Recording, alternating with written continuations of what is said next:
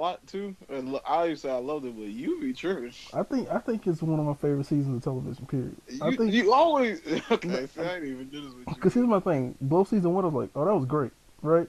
It was great. Yeah, that was great. Didn't watch it again, and I'm like, I've always wanted to. Then I was like, let's see, go season two. And when it started, I was like, man, I really missed this show. I missed these characters. And then as it went on, I was just like, this is just like wonderful. More wrestling. It's fun. I love Betty Gilpin. I love Mark Maron. Just everything about it. I hated the old girl though, Which one? Allison Brie. I hated her so She's much. great in the show. Why you hate her though? I hated her because I'm talking about her character, what she did, What like did she the do? old boy. It like she could have been with that nigga, but she was scared. That's what that was.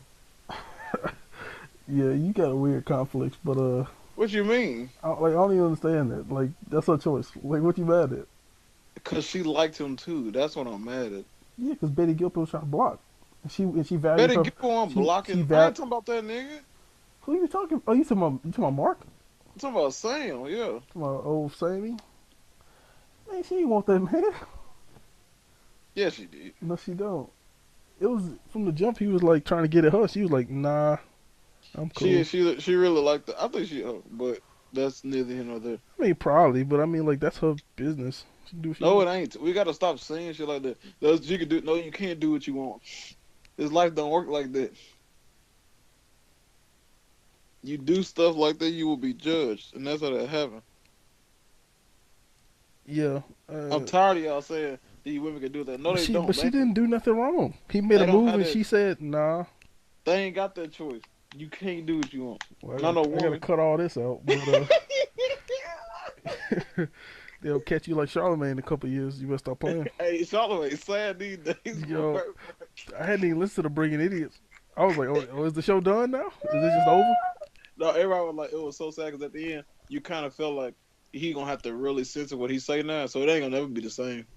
I mean, it hasn't been, but it's like, oh, it's definitely not gonna be It ain't gonna be Schultz no way. talking wild no more. Yeah, yeah. I mean, Schultz can say he want Charlamagne, but like, I ain't saying No, I nothing. think Schultz gonna shut. I think he gonna shut that down real quick because he don't even want to be associated with it. Yeah, he don't. And yeah, Schultz.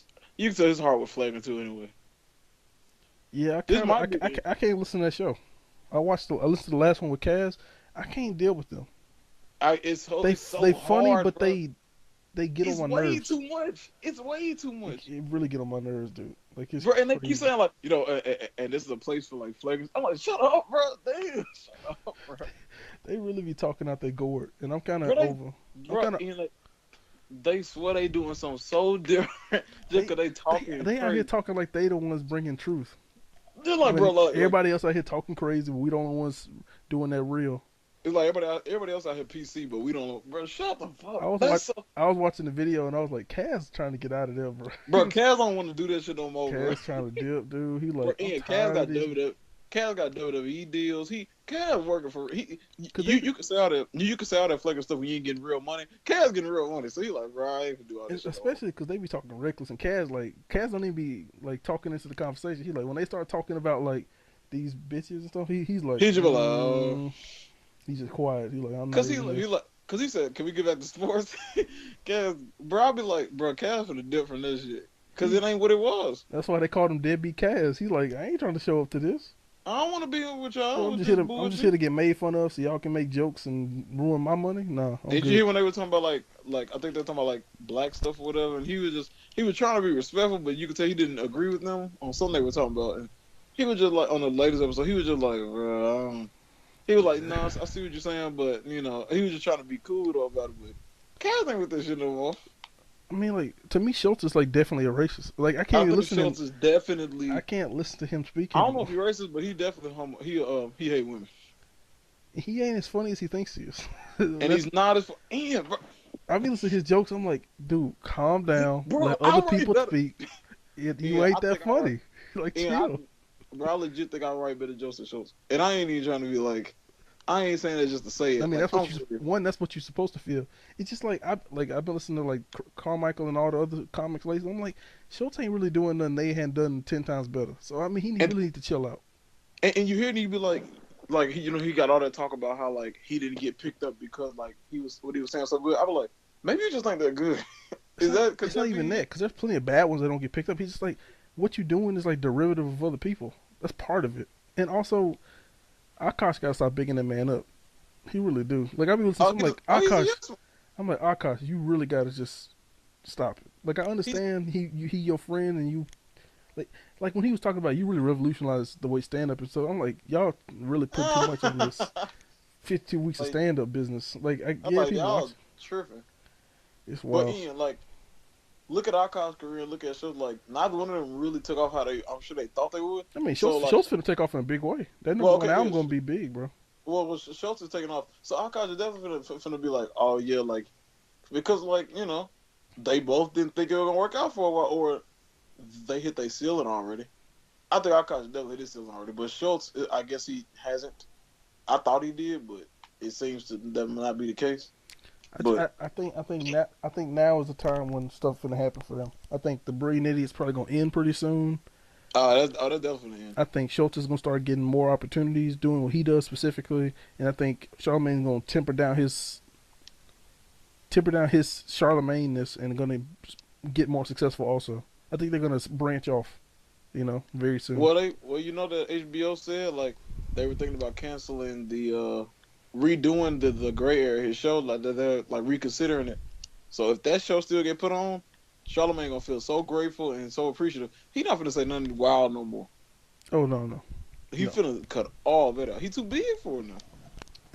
He really, yeah. I don't You know. can't be with Schultz on a podcast talking crazy. Schultz ain't got nothing to lose. Not at the moment, no. Schultz is I talking. don't think he. You say he finna get bigger. I don't think Schultz finna get big. I think Schultz. I, I think Schultz is gonna get like a Netflix special, and he might even get a show or something. I just don't. I think he's. I think he's hit a ceiling. I really do. The moment I found out Schultz and them weren't very smart in terms of like the art of the media, the art of the industry they're in, is the way Schultz talks about stories, what interests him, and how they react to having people on who are technically storytellers who really aren't that very good at what they do. Now I'm But not. Now, I'm not employed, right? Obviously, but like they have people on who like work on This Is Us and those kind of shows, and I'm like, these people aren't good writers. But it's like, how can I say that when I'm not a writer? You know what I mean? wait, who had these people on? Schultz in them? Schultz, Brilliant Idiots, they had that black girl on who was on This Is Us, Oh yeah, and she and was it's talk, like and she's not good. when she's talked about stories, and I'm like, you're, Like you trash yourself. you really are trash, bro. Like you need to get better. But at the same time, who am I to say that? She actually has a job writing, so who knows? Maybe I don't know anything. But You can still speak on it though. true, true. But Schultz is actually a successful comedian who has tours and people who like him. So maybe we don't know as much as we think. Maybe he is funny, as funny as he says he is. You know, Bro, Ian Carlos Miller is 8 billion times funnier than Schultz, you and really be I've riding. You never. really be riding for that man, don't Ian, he is so good. you? All right, bro. I Uh, watch 85. Like 85 South Show put up like hours and 53-minute videos like every week of another city that they in, and DC, and they all started off, and then Chico Beano come out first, then DC Young Fly come out first, and Carlos Miller come out. Then he'll bring on the other two, and then they'll get to their show. I watch his set every city. It never feels like stand-up material, and I know it is material because yeah. I've heard a joke he's done in there each time, but it'll be surrounded by a bunch of stuff for that particular city. He is a great comedian. I stand by that. Carlos Miller is a great comedian. And when I watch shows 52 weeks of stand up, every week I'm like, this feels like the one last week. And it's like, Yeah, to an I, extent. like I feel like I've heard show stuff. Every time Carlos get up on the stage, I feel like this is a genuine conversation he's having. But it is stand up material. Because I know he's telling jokes. I know he writes them out. Mm-hmm. He is so good. If there's nobody else I want to get big instead of and do it like a Netflix special, I want Carlos Miller to do a special. And I promise you it's gonna be and I'll be rolling laughing at Carlos Miller. I think Schultz is a better storyteller than he is a comedian. But Carlos Miller is a comedian through and through. I think Schultz is a thing with a lot of my favorite podcasters who are also comedians. Is that I think they're funnier conversationally than they are stand-up wise. Yeah. That's how I feel about like Pete Holmes and Kumail Nanjiani. Like they're funny in like they know how to write funny stuff in like on like TV shows and stuff. Like they perform funny and they're conversationally funny, but structured on stage they're just not very good. And then I think some people have the opposite thing. Like I think Chris Rock is a much better stand up than he is a performer, and he's not a great performer, which hurts him sometimes.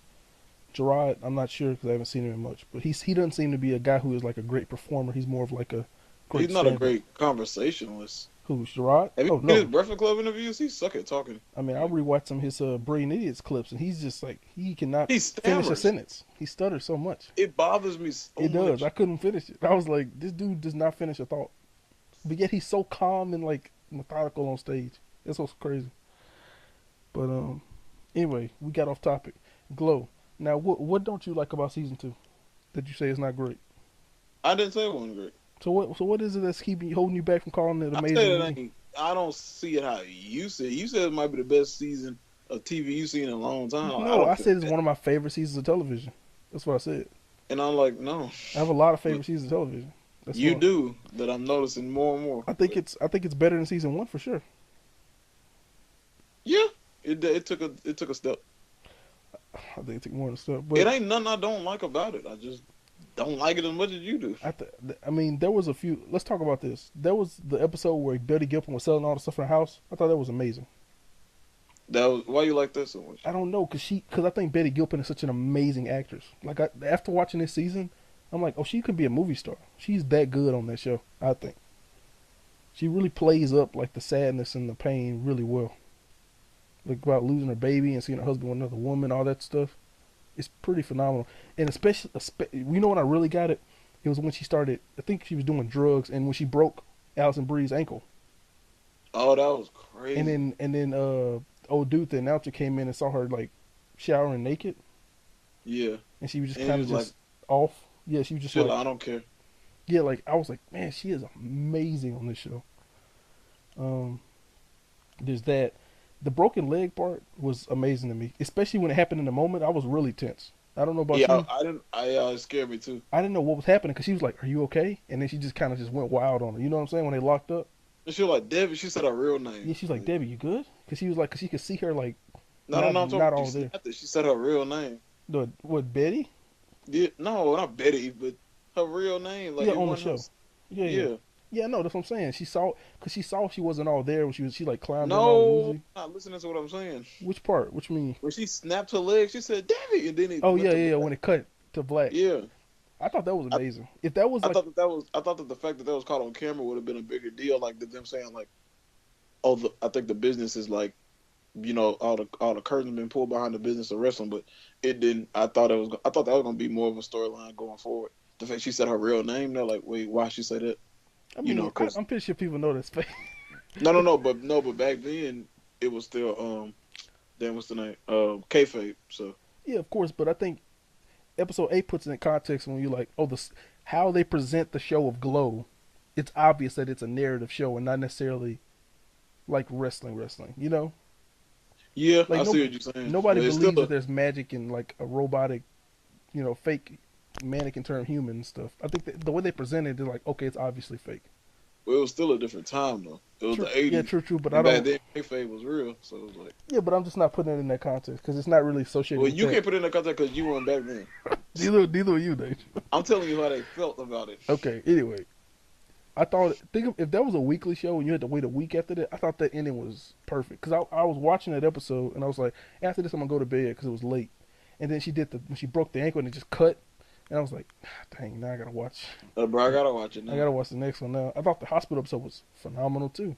That was great when they all carried her out and stuff and she was crying. Alison Brie was really good there too. She was like, I don't know, something's wrong, and then the old girl was just looking at her like didn't know what to do. Yeah, that was crazy.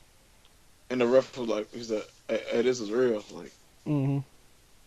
They had to just pull her out of stage. Um, the welfare. What do you think about the welfare queen stuff when she cried in the ring? oh, you could. I get that because her son saw it. And, yeah, you need to stay in character, but that's just me. Did you like the twist about her taking the daughter or whatever, taking Liberty Bell or whatever her name was? Yeah, that was who took the? Yeah, that was the. I mean, I feel like see, that's maybe why I ain't like her character. She's doing too much. Like, bitch, sit down. So you were saying you ain't the director. Why you filming an opening sequence? exactly. Like, bitch, sit down. Like, you might be better, but stay in your lane, and that's how I felt about her. Bro. She could have did less is more. Like, sit down somewhere, bro. Like, for real. Uh, did you That's just watch it me. with Jasmine? Yeah, we did. We watched because I put her on the first season and she liked it, and we watched the second season again. Did you watch the after the show little brief snippets of the season? Was that on Netflix? Did it come on like right It after came on the right credit? after, right after. Yeah, Probably then. Yeah, it was like I don't remember them, but yeah. Anyway, it was just snippets that I thought were really amazing. Like the last one was about, it was like finding your place, and it was just clips of like the girls finding relationships between each other, and it ended with the Frank quote when he was like, "You, it's like you make room at a hotel for a person, and then they leave, but the room is still there." I was like, "That's beautiful." You know when his daughter left. yeah, yeah. I hated that story too. That was sad when she left. It She really, like, I don't want to go. I thought it was beautiful when it had built up too, because it started. She was about to leave. He was like, "I want you to stay. Can you please stay?" Like when she was trying to leave the first time, Yeah, and then they got closer and closer. She invited him to the showing of his movie, and she told all her friends about it, and she was in the AV club, and then she got to direct the show, yeah. and then her mom came, and then it was like yeah, when she It left, that done was really sad. I was like, that really affected me more than I thought it would. because it was just like, damn, because she really don't want to go, and it's like And he doing and, that for her. yeah, like at first he was like hesitant. Now he's like, I mean, that's what that quote was. He's like, I finally made the room for her. Now she's gone, and now I just feel empty without her here. It's Yeah, like an empty house now. and that was real sad. Um, what else happened? Let me say one more thing. I did love how on the show when she went to the hotel with the dude, and then she said, and she just left. You know, dude trying to Who? smash the executive guy. Yeah. I love that whenever they brought it up, she just told people. Because I hate when shows be like, draw it out. Like, she was like, I don't know why we got canceled. And she just didn't say nothing. And then the end of the season, Mm. she's like, actually, I hate that. But every time they brought it up, she was just like, well, I went there and he tried to smash and I just ran out. Oh, And I I, love that conversation they had. which one? Because she had it twice. She had one with Sam and one with Debbie. The conversation. No, you can't now because. Okay. What you were saying? Are they drinking too? I don't know. I Don't said, bring all that in here, man.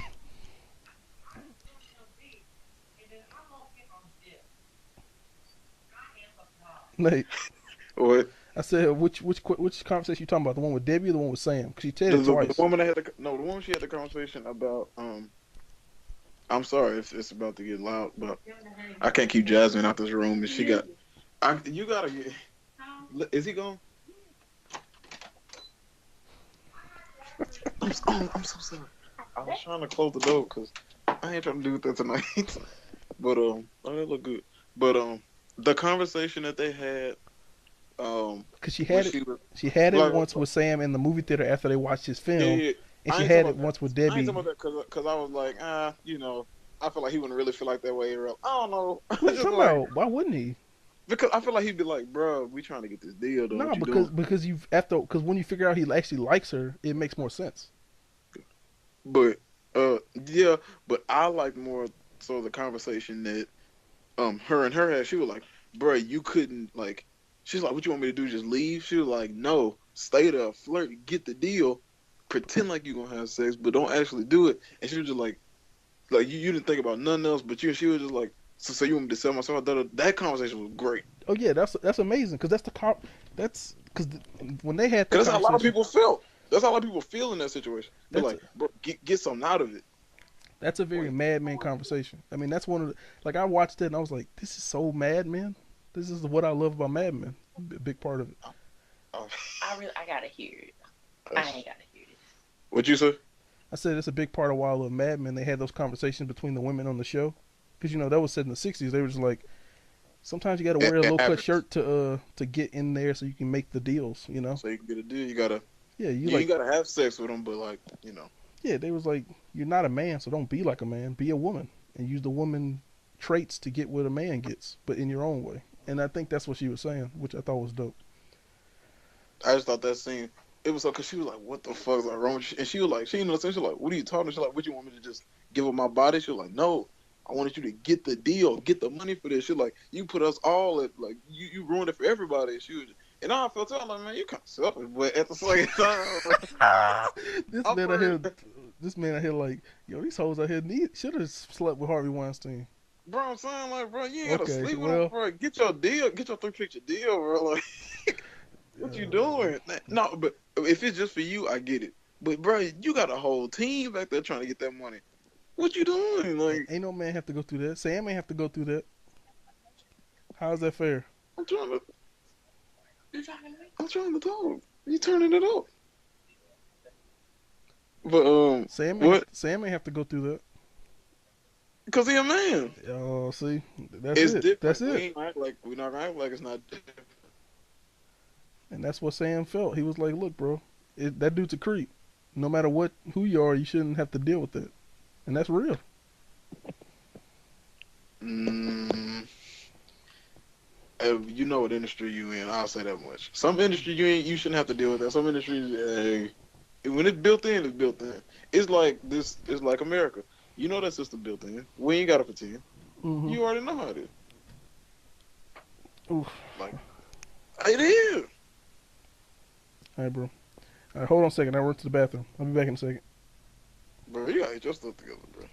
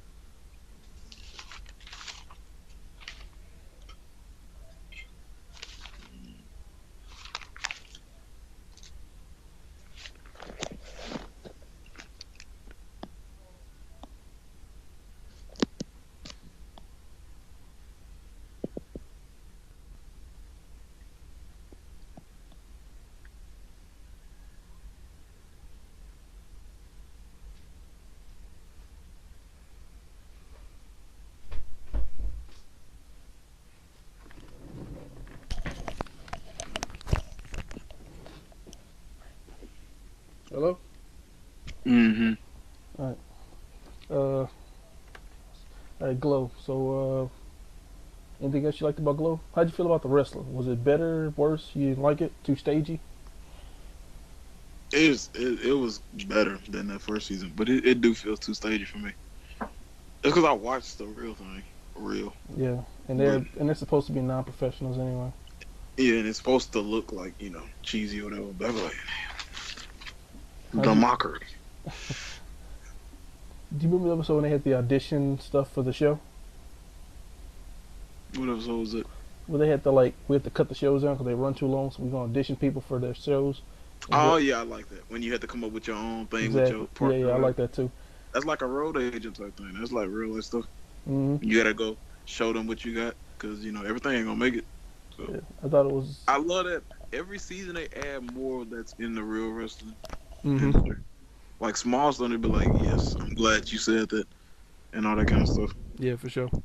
Also, I liked how the She Wolf and I forgot who her partner was just like doing technical wrestling, like no gimmicks or nothing, just pure like top notch wrestling, or at least they were Who trying is to. this? Huh?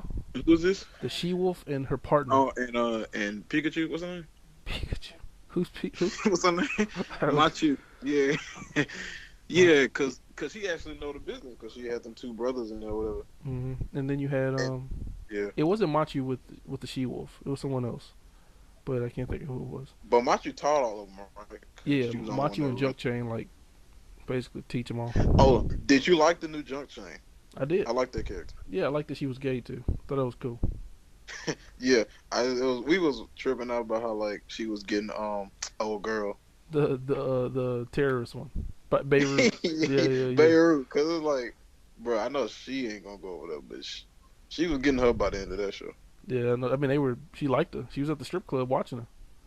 Yeah, I she was li- like, come on, she said, come get a lap dance for old time say's boss. He was like, no, I'm straight. He's like, I know you all as people now. I can't do that. Which is Right. funny. Uh, Oh, something I was interesting before you say something. When they was on the bus going to Las Vegas at the end, he was like, this gonna be a terrible time. I was just like, yeah, like you gonna hate it.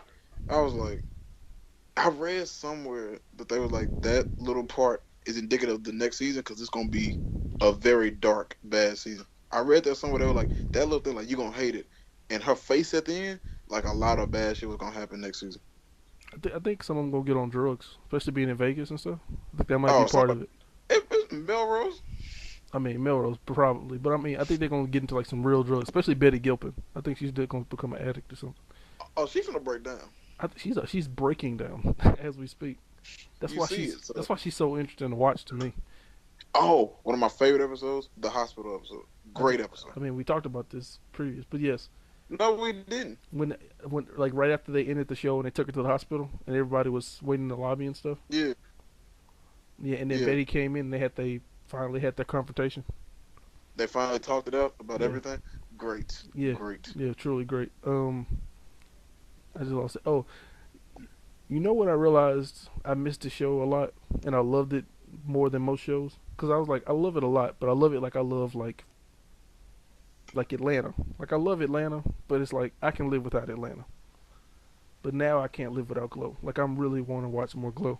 Was the episode where they were trying out stuff for the show, and when Allison Brie and the new Junk Chain did their dance number, and I was like, this is so corny, but I love it. You know what I'm talking about? I was watching. I was like, this is so cringy, bro. Like, I if could this have was deal any other without. show, I'd be like, I can't watch this. This is so stupid. I could have deal without. I'm like, I know because when I was watching, I was like, this is the corniest thing ever. Like, I was cringing watching. I was like, I don't want to. I hope they don't do this.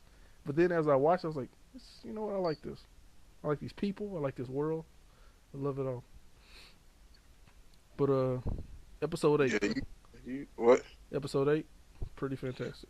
is that the one about the show? Yeah, that's when they ran the actual Glow show. I was looking at the like, what the fuck is this? At And first, like, at first I was like, what is this? And I was like, oh, this is an episode of the show. and I feel like this is the show that the people watch. I'm like, hey, that show kind of whack, but that episode was great. I mean, of course they low rent 2 a.m. in the morning wrestling show, but And it looks like it. it's like it's cool because I mean you know they had the music videos, they had the storylines with like what's her name, Britannia and the Yes, and Black Magic and the or whatever. voodoo lady, Black Magic, and I appreciated that because real wrestling has storylines that progress, and you settle it in the ring. Every storyline ended up with them in the wrestling match, and it has stakes, and that's a lot of stuff that WWE don't do today. Matches be just there for no reason. Those matches have storylines that progress, and it settled in the ring, and the winner and loser had something to lose and something to win and something to gain. That's why I appreciate the episode because again, if you're gonna do a wrestling show, you're gonna do a whole show centered around wrestling, even if it is like just actresses playing wrestlers, which is what it is in real life. But you know that they are professionals for real. It gotta be like real life, and that's real life wrestling. All the quirky and all the stuff, I was like, okay, that's cool. I like how they got back to the ring by the end of the episode, and that's where they settled down. I was like, that's real. That's Yeah, wrestling for real. like I how appreciate that Liberty episode. Bell faced the Viking chick to get her daughter back. Yes, yes, it has stakes. It's a reason for it. And Hmm. the WWE really could watch that glow and kind of understand what they need to get back to doing because they're not doing it right now. So True, true. Which that's what I appreciate the episode. I was like, this is wrestling. It can be quirky sometimes, and it can be weird, and it can be over the top and dramatic and soap opera. But at the end, you in that ring, and you got some that is stakes on it, and that's what the episode was. That's why I appreciate the episode. It was weird as hell when I was like, I don't know what this is, but by the end, I was like, that was great. I mean, I was watching it and I was like, this is phenomenal. Like, okay, let me tell you why I love this so much. Because a thing that shows don't do now and aren't able to do is because they're so focused on narrative is that they can't take a moment and be like, let's just have an episode about an episode of Glow. Like, if this was like, because Willie always talks about Westworld or Game of Thrones, that they have to be like, we got to get all So the serious characters, all the time. huh? So serious all the time. But not even that. It's just like we have to tell this story by the end of this season. We got 10 episodes. We can't have time to divert and somebody go and like ride a dragon for an episode and chill in the forest and have a conversation about life. They have to do this to get to this point at the end, and it's so propulsive. Whereas Glow is like just a bunch of girls doing stuff, so we can have an episode about like her sexual, like her almost being having sex with the manager chick, and also have an episode where Melrose loses her jacket to the Asian girl. You know what I'm saying? Like it can just be Yeah. a ton of different things. It was something I wanted to talk about, and I just lost it, and I can't get it back. Talking about Aunt Glow. Yeah, in Glow, because I want to talk about the final episode, but it was something before that that I just it's killing me. It's gonna make me so mad. Anyway, what'd you think of the final do you battle royale? Oh, go ahead. Do you think Bash has AIDS? Oh no, that's what I want to talk about. Bash is amazing. I don't think he has AIDS. At He's first, great.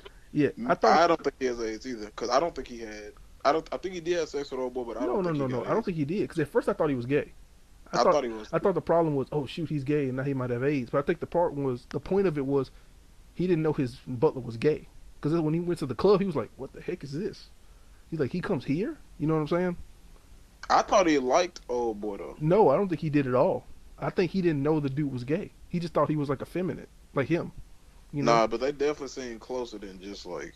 because he's not like a dude who can take care of himself. He needed his butler because he needed his butler to take. Nah, it seems sexual. I know what you mean because as it was going, I was like, are they smashing? Are they I not? think they was rapping, bro, and he died from AIDS. Yeah, he definitely died. But that's what I'm saying. When he went to the gay club and then when he got that call about the AIDS, he was like, it was like a surprise because I don't think he knew he was gay. I think he just Are thought. we definitely this different? Because I definitely thought in that gay club he felt comfortable, and that's why he was uncomfortable with how comfortable he felt, And also when he got that call, he was scared because he was like, "Shit, I'm finna get one too." My first thought was that, and then I was like, I'm Beirut, I was just but saying, what you say? I'm saying like that was my thought at first, but thinking back over the course of the show, one, I know he likes women. I'm almost positive he likes women, and I just think he's one like Wait. No, he definitely did that Britannica thing just to prove to himself he like women. I don't think he like women. no, I don't think he likes Britannica. I don't know why he did that, but Cause he trying to, cause he want to lie to himself, and be like, "You love this woman, you love women." I don't think that's what it is. I think he's just like needs some stability. I think that's part of it. Maybe in third season they'll be like, oh, Bash is definitely gay, but because Definitely, my first thought is Bash gay? just like them too. I know. Because when his butler first showed up in the first episode of this season, I was like, Bash probably gay. And then as it went on, I was like, oh, Bash is definitely not gay. Because the way he What? reacted to things, he wasn't gay. I'm almost positive he wasn't gay. Maybe that's the big swerve, and they were doing all that to kind of show. Cause I saw him in that gay club, and I thought he was scared by how much he enjoyed it, and I, I thought that I, when old boy died, he was a wreck because he was like, "Bro, I'm finna die too." I don't think that's it either. So why was he breaking down then? I think he loved his butler. Yeah, No, not love. Love like as a caretaker, because I think the big part of it was he was like, I can't do this without him. Where is he? Because he was in the first season a good bit, and then you had but like I said, I mean we read the club part two different ways. When he goes to that club, to me it was like, okay, let me back up a bit. When I look at Bash, I was like, okay, he's gay, right? But then I thought, no, he thinks that his butler is the same as him, which is not gay, but like very preppy and about like fashion and stuff. And then he realizes, oh, the dude's gay, which is why he like cleans out his house and burns all of his stuff. Remember when he brings the dude to the house, he's like, just burn all the stuff. You might want to wear gloves. Like to him, it's disgusting. I think that if you look no, at his, because that's because he hates himself. no, He's gay. I don't think that's it at all. Because I think if he looks at himself, I mean, who knows? You might be right. But when I saw it, I was like, oh, he's definitely not gay because of the way he looks at it in disgust. It'd be different because whenever I watched him, I never saw like, oh, he's conflicted about being gay. I think it's more like, ugh, these gay people. Because think about it, it's still the '80s, so he's still probably pretty conservative in his ideals, and he probably don't come in contact with gay people like that. I mean, like back in the '80s, even people back then were probably like, ugh, I don't want my daughter to be gay, or I don't, Okay, so that was like trans back then. So to him, it's okay, like, ugh, what? And he's AIDS. Let me get I out don't of here. know. I don't know. Him and old boy just seem closer to me than a person who just appreciates a person's company. They seem like they was sexually, you know, invested or interested or whatever. But I see how you can get that because I definitely seeing got it, that vibe too. I guess I could see it how you see it because he's in a club and he was just like, I don't understand this, and his brother, though, he was just like, bruh. And also think about it this way: that was in a time when people didn't know how you got AIDS, which is why he's like burned the fucking furniture. Because he like that was before you knew you had to get it from like cuts and blood and stuff. People just thought Yeah, you got it from like spit. So he's like, get it out. I don't want AIDS. He yeah. just that's why I think he's not gay. I also think Because if he was gay, I it's think he more. would have just been like he would have been very aware of the AIDS thing.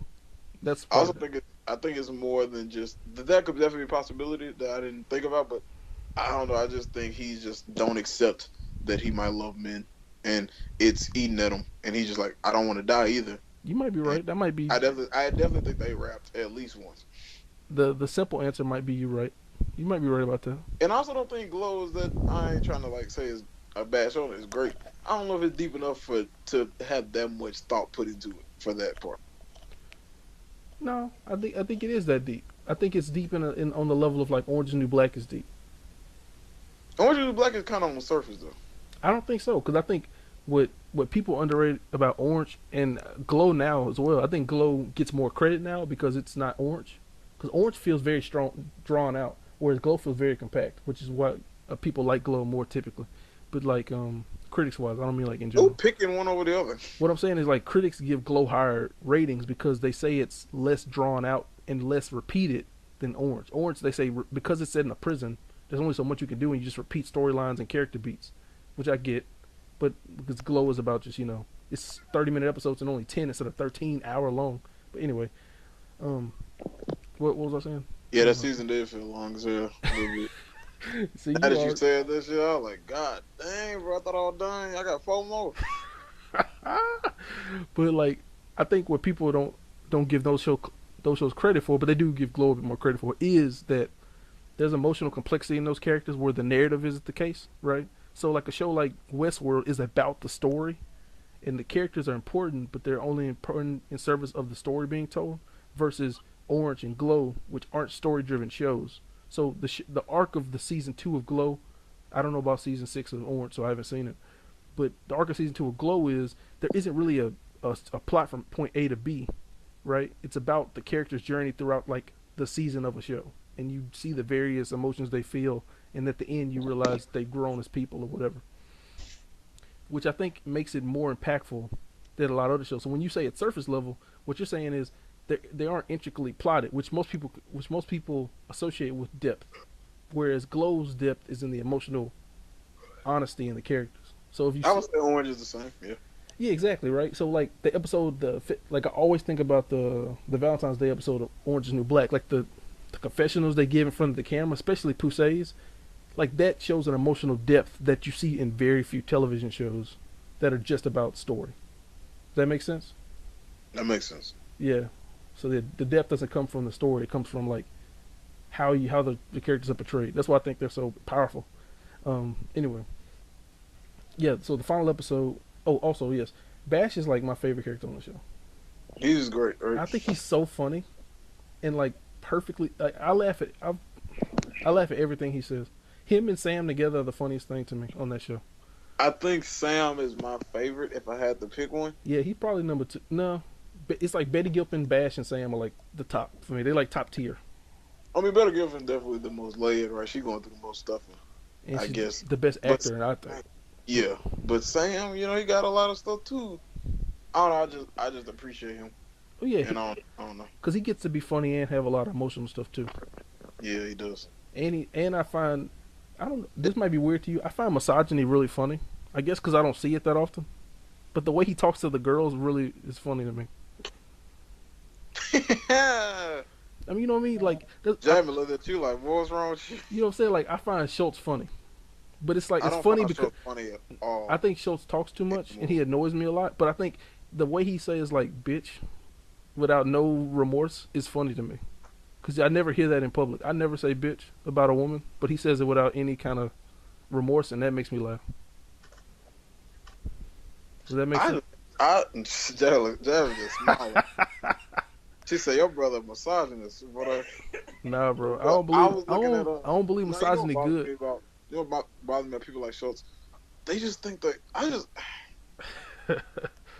hate people who just think they so smart. And it's like, and when you hear them talk, like you're not saying nothing else that don't nobody know, but you swear you breaking the. That shit bothers me, and it made me. I was like, I want to punch you in your face. That's why. Like, You don't like Charlamagne anymore. That's why I don't like. Cause you're like, bro, he is swear he just know more than you, and like he telling you something you ain't never heard before. I'm like, bro, Yeah, chill out you with don't that. like, bro. Come on, you don't know shit for real, for real. But And at it's that. like, But at it's that better point, when it's. is he not? But my thing with that is Schultz and Charlamagne are telling that to people who need to hear it, who aren't at your level yet. So at that point, you just stop listening. So I can't be mad at them for just repeating simple stuff as if it's true. You know what it is? That's a great point. I was about to say it's very like it's better to like not know a lot about a person when you first find out. When I first found out about Charlamagne, Yeah. I thought he was so interesting because it was so new, and I was like, I ain't never heard nobody talk like this. And in high school, I was on Charlamagne like crazy. I wanted to do radio and all that. Da, da, da. Hmm. And then like, all these years later, it's like, bro, I've heard all this shit, and you ain't saying nothing new. And it's like, what? Why am I still here? And I guess I feel the same way about shows. It's like I've heard it all, and it's different with Charlamagne and shows though. With Charlamagne, he just annoy me. Shows, I just don't know if he like good. I don't know if he's good. Like genuinely, He's I think he might hate black people. I think he definitely hate women. I think Schultz is good at heart, but like a dangerous kind of good at heart, where he thinks he's right about everything.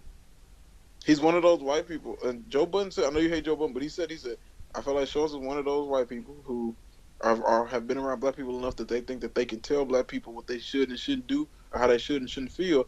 And those type of people are the worst kind of people because they have no idea and they think they do. And that is the worst thing to be, is be a white person and think you understand what it is to be any minority, but especially black people in America. Like, and used to speak on it how he does, like he knows, like to say what's wrong, and it's like everybody can say what's wrong or what ain't, Yeah. what's wrong or what's right, but like to be so adamant about other people's struggle and how they should deal with it, it's like, bro, I hate that kind of person too, because we went to high school with a lot of people like that. Wait, I'll say his name. See, I mean, but yeah, I know what you mean because at the time it's like I know Wade is a good person at heart. He don't I hate don't know black what it is. people. No, I think he doesn't. Like he wouldn't be the friend he is to me if he hated black people. I don't think he hates black people. I just think he's so unaware of how he comes off in the same way Schultz is, in that he thinks he's either being funny or helping, And you're doing neither. and it's dangerous because he doesn't listen. I don't You know don't. about Schultz definitely doesn't listen. You didn't hear them boys on that trumpet bus and nigga, so I don't know what to say. I heard all them boys. See, back okay, then, so. wait. Let me talk about that misogyny thing real quick, because I don't want nobody thinking I'm out here hating Jabbing women. them, I think. Do what I'm Did you see that video of that man, of that Mexican woman, where that drunk white man came up to her and was like, "Go back to your country, you beaner," and all that kind of stuff? No, I ain't seen that. It's horrible because it's like I can't believe people like this exist. Like he was drunk and walked up on this random woman at a park and just started calling her racial slurs and telling her to go back across the wall and we're gonna build it and keep you out. And I was just laughing. Cause like, how are people saying this out in public? That's what's funny about it. It's like, how you in 2018 saying this? And that's why I think why I think Schultz is funny. It's like, how in 2018 after learning all this can you still hate women the way you do? That's what's so funny about it to me. But it's crazy because like now it's like it's accepted. Like we're not doing this PC stuff, so like it's kind of the opposite. To them, it's like, how are you not saying this stuff if you just feel like if that's your opinion and you can like back it up? Ugh. Why are you being PC? Like PC kind of now is the like misogyny almost. It's like you being PC in 2018, we off that, and it's like I don't want to live in a world like that because then that's gonna turn into I can say nigga if I want to because I have an opinion. They're like, no, you don't. Those Can't. people exist. Those people. You know what? Bro, Show's about one podcast away from saying I can say nigga if I want to, cause I got an opinion. Boy, he gonna get wild one day. He gonna come in drunk and just let it fly.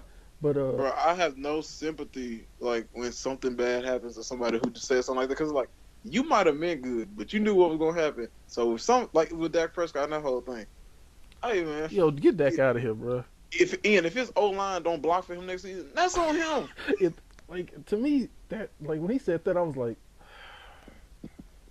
Bro, I'm like, bro, I know that's the so disrespectful. Like I don't like Jerry Jones said verbatim, he was like, my team will not be kneeling, and we ain't doing the whole thing where like if you kneel, you can stay in the locker room until after the thing's over. No kneeling on my team. And Dak, the starting quarterback for the Dallas Cowboys, that's a big position. It really is. But when asked about it, you ain't gotta say. You could have said no comment. I ain't in it. Da da da. To go off like that, like, bro, like. Come on, bro. Like, come on, man. Yeah, he could have said, like, y'all heard what Jerry said. He said it all right there. Bro, like he said, Jerry said what he said, and, you know. I'm going to play on this team. He said, I just want to play football. He could just say, I'm just here to trying to win games for the Dallas Cowboys. That's all I can do. I can worry about the rest later, but we do need change or something like that. Da, da, da. Just keep it whatever. Like, no comment kind of stuff. Bro, he went in, and I was just like, come on, man. Come on, bro. Like, that's... Like, we can't be having that.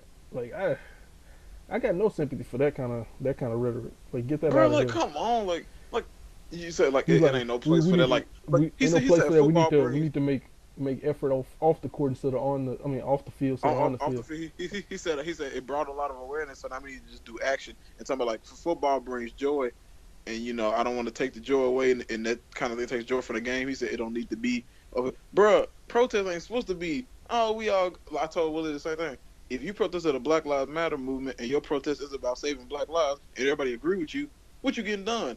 If you take that to white people who don't feel the same way, maybe a conversation dialogue can get started. You know, I think that's overrated anyway, conversation dialogue. People going to feel how they feel. You ain't really going to change nobody's mind. Especially if they a grown-up person, you ain't going to change nobody's mind. But at least the conversation can be had. What you going to get done when you taking it somewhere where everybody agree with you? Then you just got yes man, and that's flagrant too.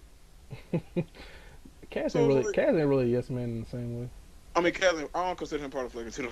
I think Flagrant 2 is Akash Let me Schultz say, they and ain't part Flagrant 2 no more.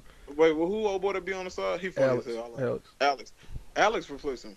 Alex, Oh, bro, Alex stupid to did me. you hear they was talking to his homeboy in the last episode? I don't remember. Bro, even if I was to do, I would have socked that motherfucker in his face, bro. What you mean? Bro, and they had like a Puerto Rican dude in there. They was joking so hard on boy. I'm I talking heard about the like Puerto Rican. I thought they were talking about Alex. that was his homeboy in there. I didn't know that.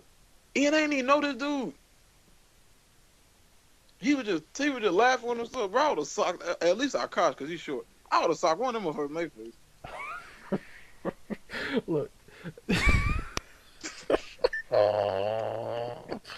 Look, Bro, and I went in fear. I was just like, hey, he grown man. But I was like, that dude really ended up taking it? Because Schultz was going off on the old boy. He wasn't saying like you were being a wetback, but he was just like, he was making jokes. And I'm like, dude don't even know them. Because they had to get his name at the beginning because they ain't know dude.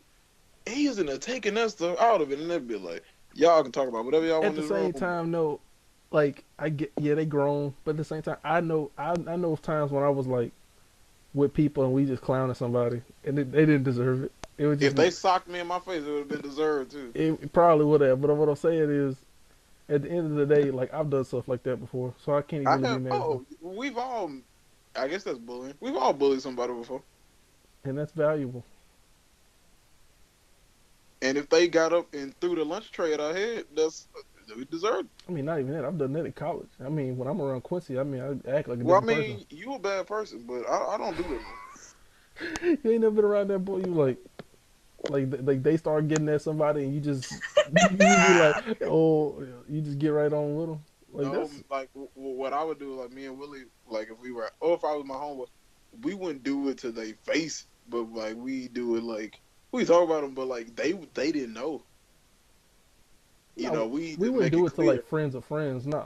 Cause you know, I did it to friends. I wouldn't even do it to somebody I didn't know who was there, cause like I don't know what you're going through that day. You ain't finna kill me for some jokes. That's what I think. You're not about to take me out because somebody talked about your Jordans one too many times and it was me. No, I'm good. I ain't finna die for this shit. did you about the Flagrant 2 thing? I was watching. You know the dude you said is Kevin Pereira Jr. Huh? You know the dude you said who's Kevin Pereira Jr. from The Attack? Yeah, I do. Yeah, I was watching his thing and they were talking about some girl who was doing like role playing on her Twitch stream. It was a white girl and she was making like a black character and doing like a stereotypically racist voice. And she was like, if you're mad at this, you need to stop being so sensitive and all this kind of stuff. Stop being a snowflake. And he was like, people who say that are basically criticizing you for having empathy and caring about other people. To say someone's like a snowflake or PC is like you care that not to offend another person. And that's kind of the opposite of Schultz, which is why he bugs me. Because he's like, I don't care who I offend. I should be allowed to say what I want. Which is wow. I was definitely on both sides. I hate the people who get offended by everything, and then I hate the people who be like, you can say anything, and it's, bro, because it's gonna come a day someone be like, bro, I fucking hate niggas. They were like, hey, that's his opinion. I'm like, what? No, that's already the case. Like, come on, bro. Before I left state and came back to Jackson, I was like, remember when they was like, the KKK gonna be marching or gonna be like having a meet up on the drill field and handing out flyers? Hell yeah. My thing, I'm like, I got a box Why on we site. letting this happen? Like, what you mean? They can't be just out there, out and proud, handing out They flyers. not a peaceful organization. And if I smack them, I can't get arrested. And be like, hey, like, look, that's a hate group. Like, as far as I'm concerned, Bro, like the Klan can't just be out handing out flyers, happy and in broad daylight, cooling. Like, bro, they got to get thrown a chair at or something. we can't let the Klan be like, we can't be like, hey, they got they, no, they don't have Like, their space. they protesting no. peacefully. They just, they got their opinions on things. I'm like, no, because we remember what they did, so we can't let this happen. Bro, it's getting to that point in this, but also on the same. It's at that point because then because if I said that, you know what Schultz would say? He was like, "You liberals always angry. How you gonna have a peaceful protest with Black Lives Matter, but not let the Klan march in the streets?" I hope he never say it. He already say stuff like that. He always he try to get that, but he don't quite say it. If he say it like that, he say it like that, I gotta stop listening, bro. I can't. He be close because he showed me out here like liberals always getting offended. Bro, at least conservatives. Like, he never say nothing about the other side, bro. I mean, he do be saying slick stuff out the other side, but he real critical on the liberals, and I'm just like, bro, like, we get it. and then he'll say he You is want to when he just be get like, on stage and say the N word. I noticed what you want to say. bro. Then he'll get on. He'll be like, I'm a liberal. So I called him out when it needs to be called out. Like, when you gonna say something good they did? Because everything ain't bad. So it's like, yeah, let you tell it. The liberals don't do shit good. Somebody, I mean, I really want someone to have like a serious conversation about things with him. Like, not like don't let him get off on jokes, but don't just lecture at him. Cause like I rewatched recently what was it, the Exorcism of Alt Right Andy, and I didn't like that either. Cause it I was like that because I feel like it was needed. But Charlamagne need one too though. So it's like, yeah, but I was watching, I was like, Charlamagne, you don't know nothing either. He was lecturing to him like he was a child, and if I'm Schultz, I was like, that's so disrespectful. Like you adult just like me. Don't talk to me like you know more than me. Like it's something about that I didn't like. But I mean like a serious dialogue where he gets to talk and then the other person gets to talk and they have like what? a come at it What? together and they don't let it get off on jokes to like diffuse it. Like have a real conversation because Well, Schultz see, doesn't like, listen what I like for that so some much reason. is because it's like I think where Schultz was going, it was just like it was conducive to the podcast for him to like tone that shit down because he got to a point where he wasn't listening and like he was just talking over and the whole I think Angela Raha happened like a week before and Yeah, that wasn't good at all. I Like like I like the episode, but I ain't like that shit and Akash was like I agree like she said hit that shit, I get quiet when that shit because ain't nobody listening and one about it and Charlamagne is very good about listening. Like he don't listen to Schultz.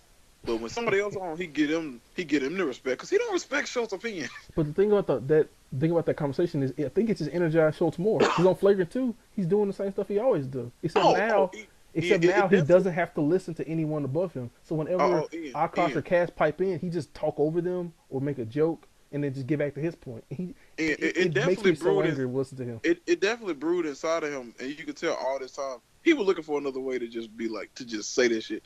Flagrant 2 probably wouldn't have happened if they ain't had that exorcism. It did more bad than good, to be honest with you. Because now he doesn't have anyone to check him on the level of him, right? Like when I hate it when I hear Schultz talks and he just like, can I finish my point? All right, and then he finishes his point and then just keeps talking. It's something about him that he just doesn't want to consider other people's opinions. It's entitlement and privilege. He thinks he's entitled to No, talk no, over others. it's dangerous because he doesn't think he's entitled or privileged. Like And so that's the worst kind of white he's person. like, look, I don't look at black or white privilege. I just look at you grow up in your circumstances and you do what you can. Like he's like, just admit that white privilege. Just admit that you're a privileged dude Admit who it. had rich parents who sent you to college out of state. Like you ain't like everybody else. Like I But don't you know know. what the bad thing is? You have people on the other side like Charlamagne who will say, I don't think I have a black privilege. I have like, I mean, not a black privilege, but like, I'm privileged to be, I don't know. He just kind of like, I know. he No, kind of, I think that's important though. I think no. I'm saying it's not a bad thing. It's just like, I think he made it better for like people like Schultz to feel good about what they say. Because Charlamagne is definitely an enabler early on. He'd be like, yeah, like, I never experienced any type of racism. Just like that kind of stuff. It kind of like validated Schultz's argument. Like, yes, it ain't a race thing. It's more like I hate the people who be like, it ain't about race. It's about something else. I'm like, well, it's okay. It's not that's really. always a cop out to me. No, If I'm because like, the thing is, it's not about race. Race is just like subterfuge. It's the thing in front of you that you can like tangibly see. It's about class, but race gets wrapped up in it so they can distract you from the fact that most people are making not nearly as much as they should be. But that's an economic question. But yeah, I think it's racial economics, and I think because who said this? I think Killer Mike said it is about economics. It is about like class and all that stuff. But like there is a face of poor, and that is black, yeah, and so it is about race and money. It ain't just about one. I hate that. I hate when they try to do that. Like it's about no, it ain't. Race does have something to do with it because black people in this country are the face of poverty. hmm So it does have to do with race. Because yeah, if it didn't, we wouldn't have got that stigma. that's true. It's definitely there for a reason. So I hate that thing too. But it's like, but they say that to take away race because when you talk about race with white people, they automatically feel away. And if you do feel away, then you're probably guilty about something. And that ain't on me. That's on you. And they say he over dialogue. He about that action. But I don't care, man. I don't care about making white people feel bad no more, bro. they said they said he ain't about to explain white folks why racism is bad. Bro, I can't explain to you. If you ain't gonna get it, you racist. That's If you ain't that's here to where I'm listen, at you're with it. racist. I'm tired, bro. I'm tired. Like These whites. it's a zero policy. If you don't get it, you don't want to get it. If you don't want to I get mean it, that's then I know where you at. I mean that's kind of the case. I feel you on that. There are some people who are just not willfully, that are just oblivious. It's some people who just ignorant, and it's like ignorance is bliss. It's like you just don't know. Yeah, and if they say something crazy, you'd be like, hey, maybe don't say that. You know, And if I tell you don't say it, and you question me like why, I'm like, all right.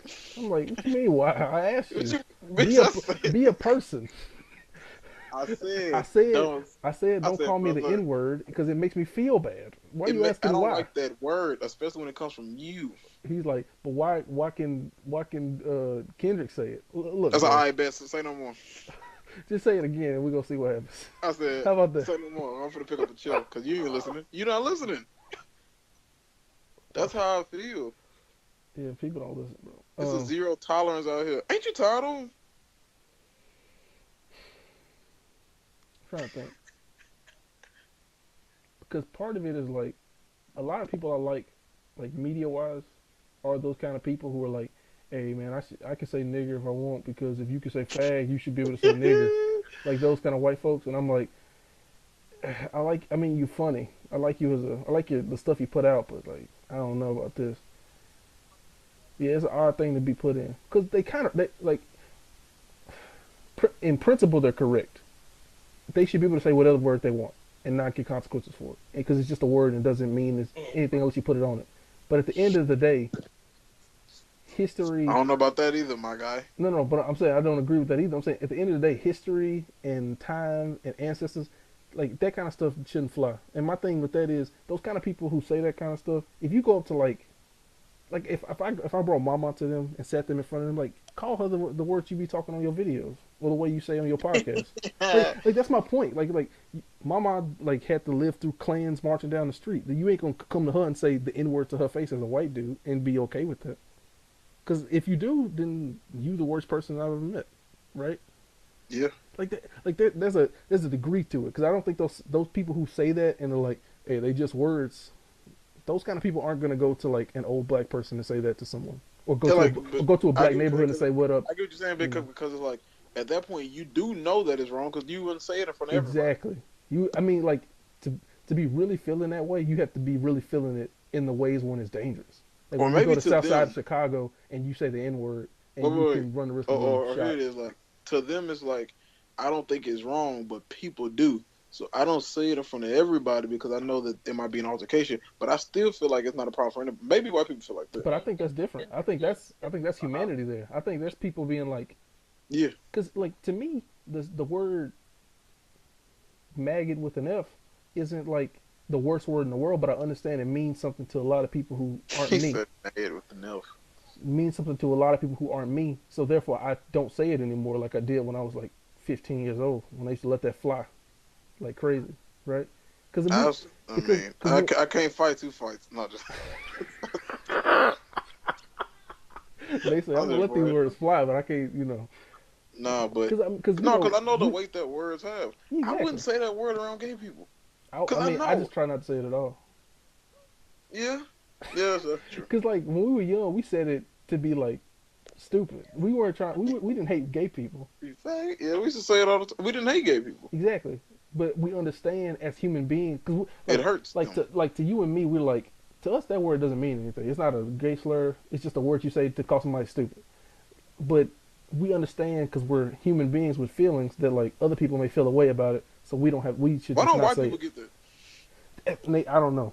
I think it's like you said, it's part of the privilege and entitlement. They're just like, look, bro, I had everything else. Why can't I say this too? Like it's just a word, man. I can say it if I want to. But it's not even like white people. It's like a recent thing.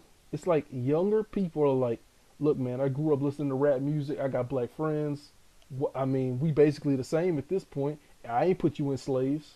You know, my grandparents might have beat you, but I didn't. My mom was cool.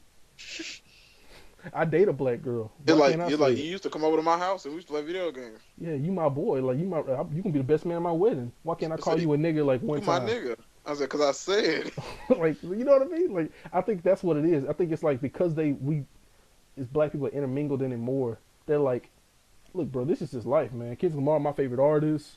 You know, my favorite show is Atlanta. I love Tyler Perry. You know what I mean? I just But want to here's let my one fly. here's the problem I have with that though. If you love this culture and black people so much, and you've been around black people your whole life, and you listen to rap music, and you get the culture, you want to be in it, and all we ask of you is to just not say a word. Why is that so hard for you to get? That tells me that like either you just really want to say it, or you don't understand, or you do understand, but you just don't want I, I to. think You I just think don't.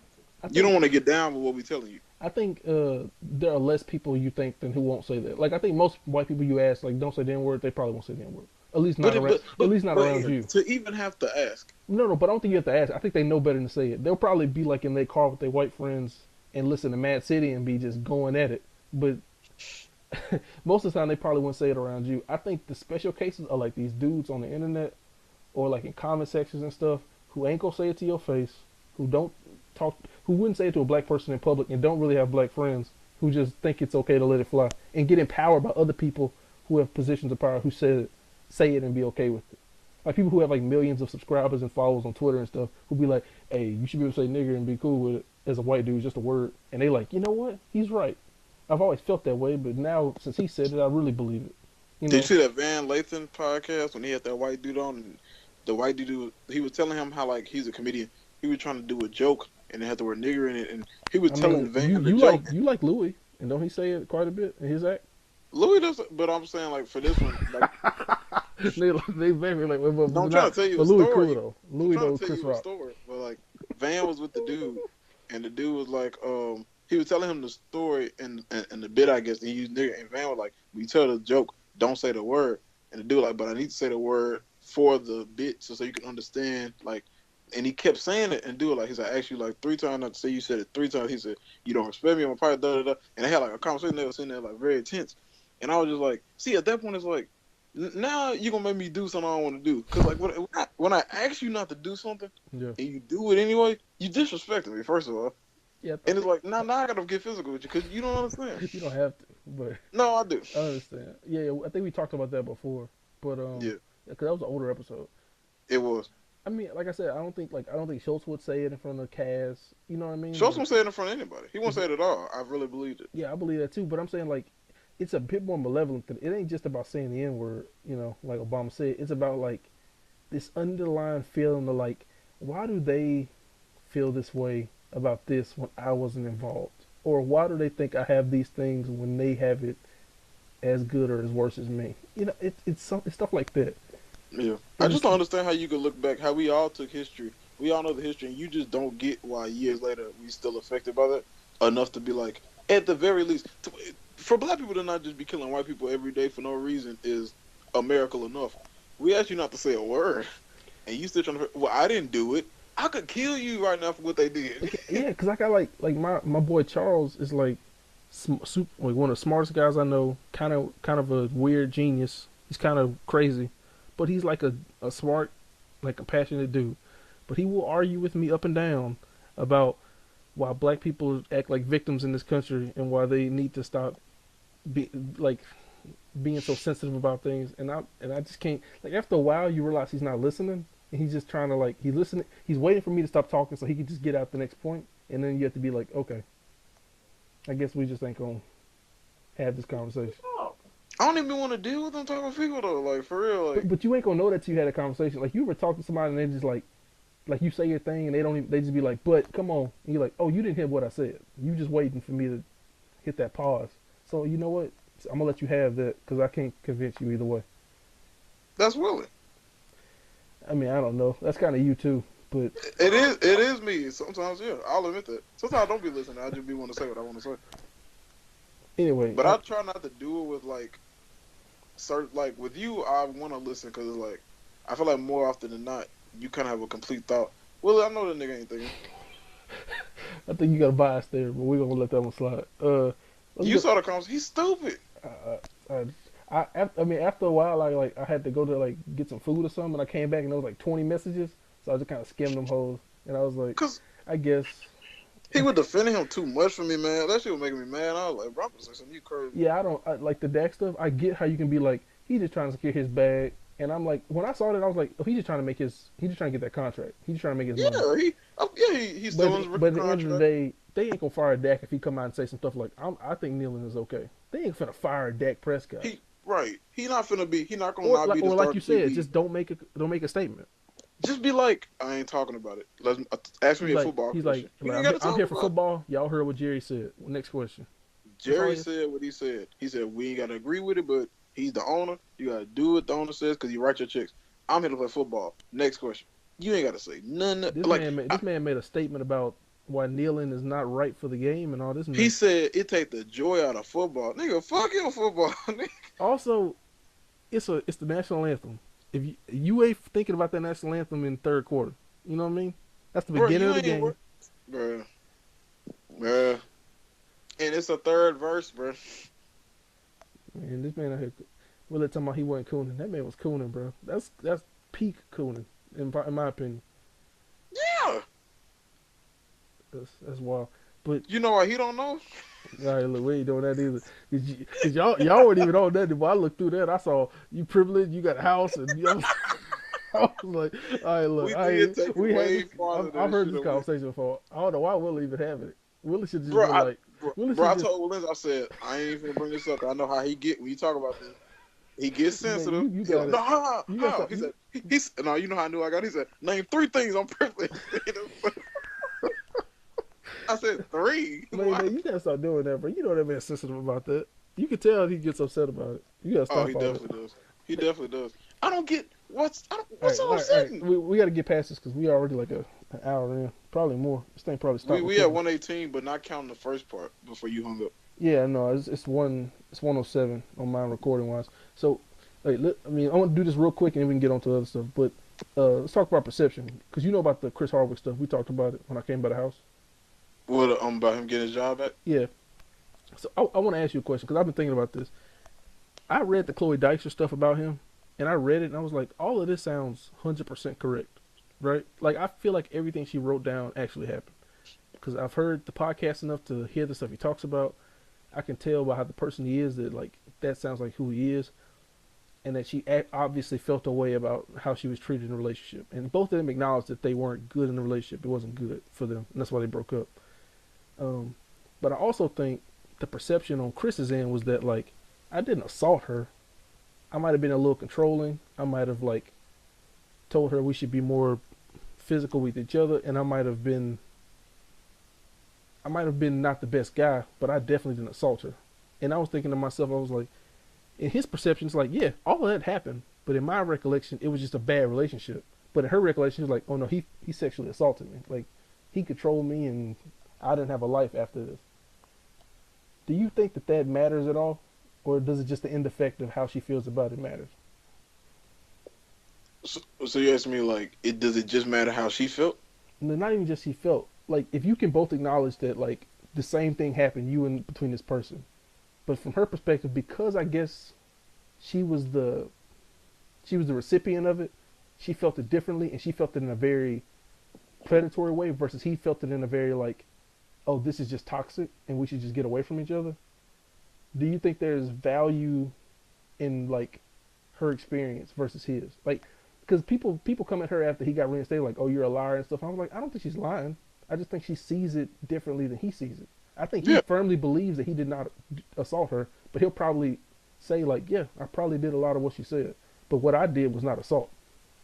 So stuff like to that question, stuff hits people differently. So it's like to him, he was just like, yeah, I want the best person and controlling and da-da-da and maybe a bit toxic. And to her, she's like, I felt sexually abused. Now, sexually abused. And that's what we talk about. Did he force her to, What she said in the article, she said he would come home late and he'd be like, let's like fool around, and she would be like, no. And she said he basically threatened her, saying stuff like, well, my last relationship didn't work because we weren't physical enough, and then so she would say she would just lay out and like they would have sex, like kind of like unenthused sex, and then she was like, he would make jokes about it and call it like starfishing because he would just lay there and stay out. And I know that's true because I heard him say it on the podcast about her. He was like, yeah, sometimes. God dang. No, but he said on the podcast when Chloe was there with him, when he was with his guys, and they were talking about like, yeah, sometimes me and Chloe are just so tired, it's like starfishing, you know. Chloe just lays there and I have to do my thing. And they were joking about it, and she was just kind of quiet, but she didn't say nothing. So I firmly believe it happened. What I'm saying is, in her opinion, she felt that him saying, well, my last relationship didn't work because we weren't physical enough, she felt like that's a threat. He might have just said that and been like, yeah, you know, my last relationship didn't work out because we're not physical enough, and she might be like, fine, you know, versus him just like throwing that out there as like, well, this is a fact of what happened, and I don't want us to end up like that, versus her being like, oh, he's saying he's going to break up with me unless I do this. You know what I'm saying? Okay. That's tough. Right? It's a weird thing. No, it's tough because you never want to make a person feel like they have to do something. You want them to do it because they want to do it, and if they don't want to do it, you know, whatever. And sex is one thing. Like you don't have to have sex. Like you can ask her, and she be like, I don't feel like you. Kind of be like, you know, please or whatever, whatever you. Please, can I just please? Like, but like you know. That's like I feel like he can go nights without it if she just really don't want to. I think that's more respect thing. No, also, didn't nobody tell her I had to lay out on that bed. If we gonna keep it real, if we gonna be real, so you say he didn't say like, hey, you better spread them legs or you out of here, bro? He ain't say I'm gonna kill you if you don't give me some pussy. He said, nah, my last relationship didn't work because I ain't get enough. She could have said, all right, well this one ain't gonna work either. I don't know. Didn't nobody tell the starfish or whatever he said? Yeah. That's like I think that's as much a choice as whatever he was doing. Like I said, that's a matter of perception. If her thing is like, I love this dude, and I don't want to lose him, and he give me this ultimatum, versus him being like, I'm just stating this thing in hope, you know, in hope that you do it. It's only a hope because you ain't got to do nothing. Exactly, but that's the point of like where the murkiness comes in the situation. Like it ain't really murky. It is murky because I mean we've talked about this. Like you want to be with someone who is you want to be one who's firm in their ideas of who they are and what they want. So if you was with a girl and you was like, hey babe, and she was like, I want to go to Disney World, and you're like, no babe, we're going to Six Flags, and she was like, okay, and then later on she's like, he would force me to go places that I didn't want to go. Versus, you know, versus if she was like, no babe, we're going to Disney World, and then she said something like, well, let's make a compromise because I don't want to go to Six Flags. Or you could be like, you didn't have to pack a bag and get on the flight with me either.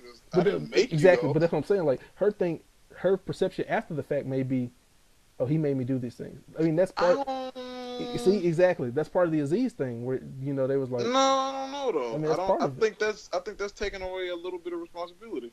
I mean, exactly though. That's the perception thing, right? But feeling one thing and actually having one is a completely different thing. Because if you say that about, well, Chloe Dicey didn't have to stay in a relationship, all the stuff he said she could. She didn't. A lot of people say, well, when you're the victim of abuse, you don't understand. Like your mind's warped. You don't understand that you can just leave. Like you feel attached to that person. But what is? I guess I'm saying like, what's the abuse? Like, well, she said. It's the controlling thing. Like he said, they couldn't talk in public when they ate at public restaurants. That you know he kind of forced or gave her the ultimatum or somewhat to have sex with her, even when she didn't feel like it. She told him that she couldn't hang out with her male friends. That he had to like take down pictures of her male friends, of her and her male friends together, like that kind of stuff. Like she couldn't talk on red carpets, and like when he was with other famous people, she would have to stay in the background and not like pipe up, like that kind of stuff. And she said that it kind of overruled her life and made her cut off her friend groups and lose her sense of self because of it. Okay. I saw this thing somewhere recently. It was like, hold on, because I don't want to get it wrong, and I know it's on my Twitter. It was very recent. I'm going to pull it up because I think it's fitting for this. Mm-hmm. Because a lot of the times when something like this happens, you don't think about how a person got to that point. And that's a very big part of it. And I just think it's like, I don't think we do enough diligence when we don't take into consideration how somebody. Okay, here we go. So, as a psych major, I'm frustrated at the stigma against wanting to. Wait, that ain't it. No, it is. It is, but it ain't necessarily the completely thing. But it's some of it. It's that all humans need attention. In fact, it's the lack of attention, especially in childhood, that can cause mental health issues. Next time you shit on someone for acting out, think about what might be going on inside. I say that to say we don't know what Chris went through to get him to that point to where he felt that needed to be part of their relationship, and all the stuff he asked her to do. And I would just say to that point, you know, we don't know. Maybe he needs to talk to somebody. Maybe he needs help to get through issues that he probably hasn't gone through. And, you know, I would say that first before we just kind of, make judgments or cast remarks on him about, what he did or didn't do. Because most of the time when you have those issues, it probably is something before that relationship too. Mm-hmm. So it's like you bringing that in, and that can, like, when you get into a relationship with somebody, that stuff is going to be there, and it's going to be put on the other person too, because you can't run from yourself. So it's like he brought all that to her. Now she didn't have to stay, and I'm not saying he necessarily right about being controlling and all that. That is what it is. But you either deal with it or you don't. You can get out, or or you stay in it and try to make it better. But I don't know if that's sexual. Like I said, sexual abuse. Like, abuse is fine. Sexual abuse, because like he ain't raping. And I know it's way more than just rape and sexual abuse. It's sexual harassment. She also It's said emotional and verbal abuse as well. Yes. I'm sure that was but the sexual part, because like everything can be sexual nowadays. And I'm like, I don't think everything is abuse. Yeah, verbal and emotional, mental, all that. Yes, sexual, because that's the part that gets you thrown in jail. Mm-hmm. And it's like I don't want that just to be, because I feel like we throw out so much stuff nowadays anyway. Like rape is just thrown out way too much, and sexual abuse and all sexual harassment, sexual assault is thrown out too loosely when stuff is maybe just abuse, but we don't call it anything else. We put sexual abuse and then it's like an umbrella and everything's under it, and it's like, nah, because that's way too serious of an accusation to just be thrown out there. And it's like, abuse is one thing, mental abuse, that's just as bad, but sexual abuse, that's charges coming soon. If you're not careful, it's like, if dude didn't hit you, dude didn't hold you down, and all that kind of stuff. I just think maybe he was controlling and maybe toxic and all that kind of stuff. But sexual is the part that just gets me. But I mean, that situation is tricky because it's just like, I'm sure it was hard for her, but we don't know how hard it was for him either. I mean, he obviously felt the way if he has to do all that stuff. Something from his past was, making him do that. So, but he has to want to help himself first. But then at that point, you also got to help him because it might be too much. That's true. I know we'd be like, just fix it, but it's like some of that stuff is there for a long time. It's like, I can't do this by myself. Mm-hmm. So it's just like, I'm not absolving him, but I'm just saying we got to look at that too, and just because I think to just get rid of all his stuff because of that is wrong too. Because it's like it's dismissive. It's like, I'm not going to even figure out why you did it. I'm just going to punish you for it when it's probably stuff you couldn't even help. Or you didn't even know you were problems. It's very dismissive to just be like, you did something in your past, I'm finna throw it away. I do agree with like Schwartz and them about all that stuff, not how they say it, not completely how they say it, because they be like, I shouldn't be blamed for something I did 10 years ago. No, if you said nigger 10 years ago, you should be blamed. Or if you said pedophilia joke, you need to lose something. You need to lose an opportunity. Well, you think they should be? You think he should have got fired? Yes, because wow. A lot of people don't agree. You shouldn't have said that stuff. Oh, you talking about Chris? No, I was talking about James Gunn, but go ahead. That was a grown man making pedophilia jokes. I don't know, and I mean, And that's kind of crazy too, that people be like, yeah, but he's different now. Like, that man was grown 10 years ago. He was a grown man. like, I'm sure you were setting your values and who you was gonna be. Like, when do they say you are who you are for the rest of your life? Like, what age is it? I mean, I don't know. You constantly changing, obviously, but it's like, yeah, but damn, there's some good art. Jesus Christ. Yeah, I don't get that point of view at all. Cause it's just like, bro, like, if you 13 years old and you say something stupid and then like you punish for it and you change and you see the error of your ways, you 26 and then they bring it up and like, I was 13. I'm 26 now. That was 13 years ago. If you're 33 No, and you say nigger, I and think then you part of the 50, point. you be like, oh, I think I part of it definitely knew was what I that they were said. like, You know. this was like he had already apologized for those tweets years ago, and now they bringing it up again. And he got fired for something he already acknowledged and apologized for. After you apologize, delete them. That's my thought too. Like, why they still up? Why they still up? Why you leave them up for folks to find? Like, Why do delete you them want things people to on top. find out what you done? Like, it's crazy. But yeah, okay, that's cool. But on that Chris thing, I just think he's probably damaged. She was abused in some way.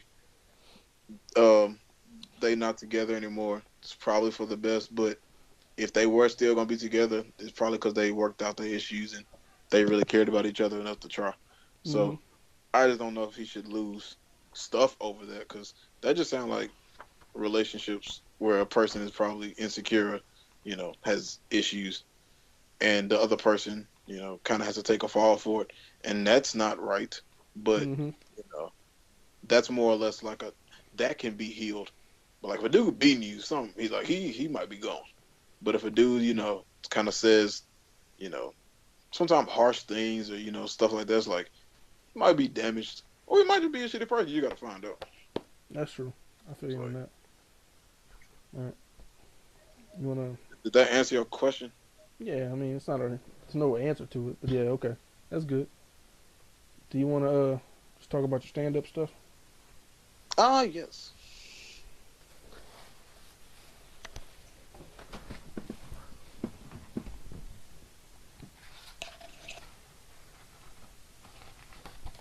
What about it?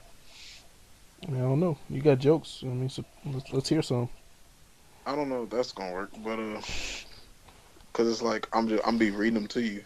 What's one of the jokes? You ain't gotta read it, but what is it? Okay, okay. So I set up my jokes in a format I found a while ago. It ain't really a format, but it's just like these are the things you kind of need in a joke to, I guess, get it to a point where it's like a joke.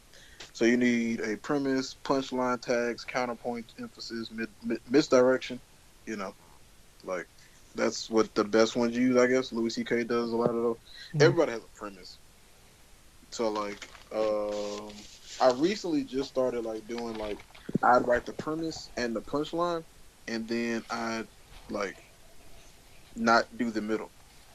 And I just started doing that so I could be like, I gotta flesh this story out because I saw Dave Chappelle say one time he was like he got a jar of like punchlines and he'll pull one out and had a punchline and then have to work his way to the punchline. So he had to do the joke already the punchline involved, so it makes you think, I guess, more intuitively or whatever. Mm-hmm. So I started doing that recently as opposed to what I used to do where I just write a premise, then I write out the entire joke, and somewhere in there I'd find a punchline by the end. Yeah. Or if I didn't, I'd just keep writing until one came. But let me see. Uh,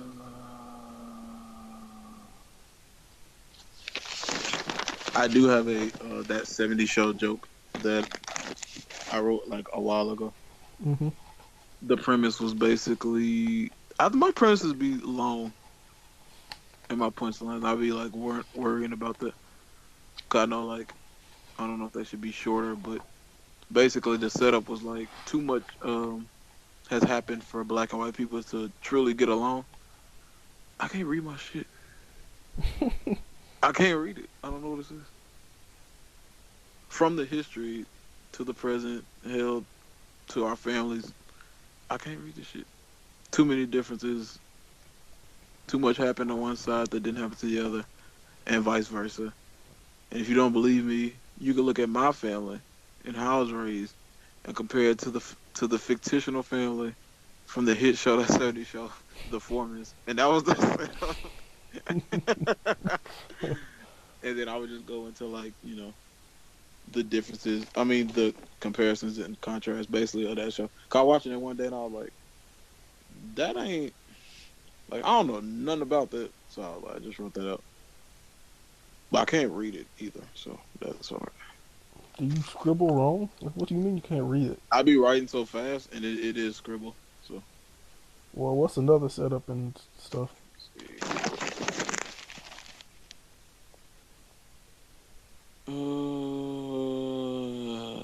I'm trying to see. I'm trying to go to a good one.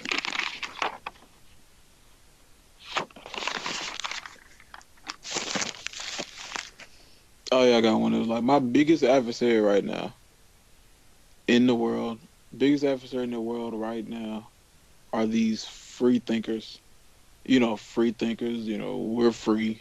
We challenge everything. You think the sky's blue? Watch this shit. We're free. We think freely. You shit freely. I don't know what that's. I don't know what that says. But yeah, the premise is basically, I'm tired of these free thinkers because motherfuckers tripping. That's one, and That's the joke. that's the premise. Oh, okay. These are premises, not the joke. Okay. Because I can't really read it, so I can't get to the joke. And also, it's so much. I'll be reading you the whole thing, and it's a lot. No, I don't feel like doing it. I got one. What? What? I got one. About black people and anxiety, and a lot of black people not admit that they are fucked up too, and we got some issues. Hmm. How could you not coming from where we are, seeing what we saw, knowing what we know? Hell, we got 8 undisclosed mental illnesses, 3 kinds of disorder, 4 disabilities, and a felony just for good. I thought that shit was funny. Yeah, that's funny. Thank you. That's See? one. So you can't even have a moment with you. That's somebody else. No, I'm talking about you. She was finna get mad at me. Oh, I got. I like this one. Oh man. What? I got one about being a hater. Like I'm a hater, man. Like a real life hater. Like I'm the living embodiment of an internet troll, and I love it. Nobody gets to shine around me. No one, and I don't know why it's like that, but I prefer it that way. Like I think I didn't put that in there. My own girl don't get to shine around me. I shut her down, but I think I just hate to see these motherfuckers win. The people I hold closest to my heart, I just can't stand it. So that basically was that joke going into it. That sounds like an Akash joke. Huh? I mean, maybe I don't listen to a lot of his stuff to take from him, but Hmm. I'm definitely sure that's in there. But 1 second. I also got this opiates the grade I need to get back on because I just stopped. I just stopped. Did I tell you all 5 capsules that I had? Capsules. Capsules for that opiates the great I was talking about. No, I don't know what that is. Nigga, we talked about it one night. Opius the Great. I don't know what that is. Yeah, the thing I was writing, and I had told you about the names and everything. Oh yeah. All right. Well, well, like, man, you don't even care. I know one night cause you asked me like, well, what you wrote, and I told you every name and everything. You didn't tell me all that. You just told me like Yep. you had this idea of building a world and all this. Nigga, Willow was right there. I told you everything. Nah, I don't remember All everything. right, but so Are we done with the stand up or what? no, I'm still on it. All right, well go ahead. Okay, I got one premise. It's called a Cash App Girl. This bit, it was like I don't know if love is valued how it once was. In fact, I know it isn't. It's not as important as it once was. To give you an example, we now, this generation, has something called the Cash App Girl. I'm coining the phrase, it's my shit now, the Cash App Girl. Hmm. And then I just go into detail about how I got a homegirl who, before she even gets to know a person, she has to like, But you they don't. have But to, you don't though. who? Oh, I actually absolutely do though. Who? Don't worry about all that. Now her name is Claudia. She's like, she'll tell people like, hit my Cash App first if you want to talk to me. Like, give me 5 or So pay a. she's a sex worker then. No, it ain't sex. She'll just be like, pay a bill. Like, if you want to. So she is an escort. A gr- Hey man, Part of the girlfriend experience. I mean, hey man, it's a hustle. Hey, Like if somebody hit her DM, she'd be like, "Hit my cash up is first." she bad enough to be talking about cash apps?